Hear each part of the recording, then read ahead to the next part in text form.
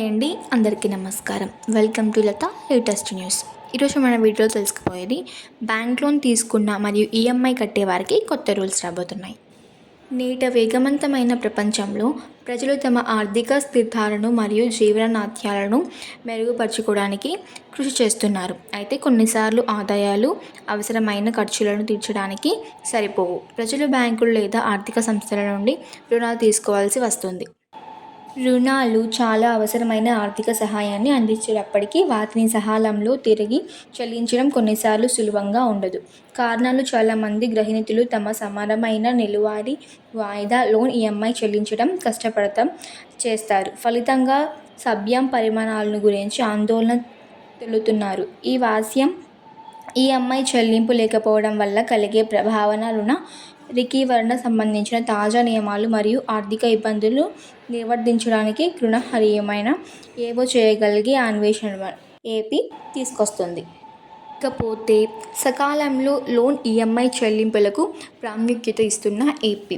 అయితే ఒక వ్యక్తి రుణం తీసుకున్నప్పుడు వారి ఈఎంఐలు అని పిలువబడే రుణాత్మక నెలవారీ వాయిదాల్లో తిరిగి చెల్లించడానికి కట్టుబడి ఉంటారు. ఈ చెల్లింపులో ప్రధాన రుణ మొత్తం మరియు వృత్తించే వడ్డీ రెండూ ఉంటాయి. అయితే ఊహించని ఆర్థిక ఇబ్బందులు, ఉద్యోగ నష్టం, వైద్య అత్యవసర పరిస్థితులు లేదా కుటుంబ బాధ్యతలు కొన్నిసార్లు రుణగ్రహీతలు వారి ఈఎంఐ కట్టుబాట్లను తీర్చడం కష్టతరంగా చేస్తుంది.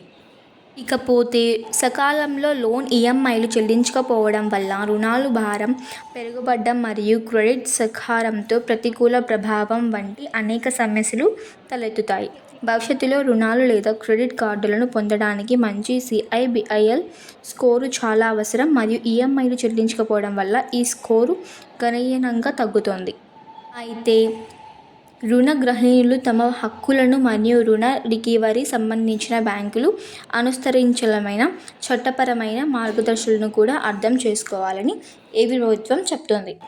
ఇకపోతే లోన్ ఈఎంఐలు చెల్లించకపోవడం వల్ల కలిగే పరిణామాలు. ఈఎంఐలు చెల్లించకపోవడం ఏమి జరుగుతుందో మరియు బ్యాంకులు లేదా ఆర్థిక సంస్థలు అటువంటి పరిస్థితులను ఎలా నిర్వర్తించాలో తెలుసుకోవడం ముఖ్యం. ఈఎంఐలు చెల్లించకపోవడం క్రిమినల్ నేరం కాదు. గృహిణులు తమ ఈఎంఐలు చెల్లించకపోవడం విఫలమైనందుకు అరెస్టు లేదా జైలు శిక్ష భయపడుతున్నారు. అయితే తగినంత నిధులు లేనందున రుణాలకు సంబంధించిన చెక్కు బౌన్స్ అయితే అది నెగోషియబుల్ హిస్టోగ్రామ్ చట్టం కింద చట్టపరమైన చర్యలకు దారి చేస్తుంది.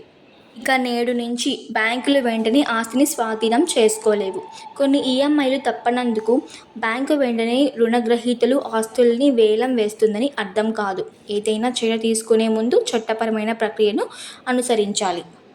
రిజర్వ్ బ్యాంక్ ఆఫ్ ఇండియా ప్రకారం రుణ రికవరీ ఏజెంట్లు రుణగ్రహీతలను వేధించకూడదు. ఒక వ్యక్తి వరుసగా 2 లేదా 3 ఈఎంఐలు చెల్లించకపోతే ఫలమైతే ఏదైనా రికవరీ చర్య తీసుకునే ముందు బ్యాంకులు ఆర్థికల్లో నోటీసులు పంపివేయాల్సి ఉంటుంది. ఇటువంటి పరిక్రమలను ఏపీ వాసులు అర్థం చేసుకోవాల్సి ఉంటుంది. Thank you.